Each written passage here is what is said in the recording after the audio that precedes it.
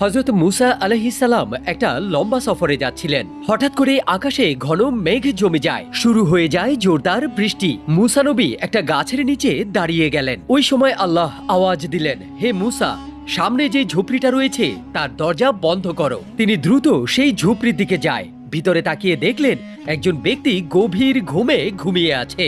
তিনি নিঃশব্দে দরজা বন্ধ করলেন আর ফিরে আসলেন ওই গাছের নিচে। মুসা নবী বললেন, ইয়া আল্লাহ, এই ব্যক্তি কি আমার চাইতেও বেশি পরহেজগার, যার জন্য তুমি আমাকে পাঠিয়েছ?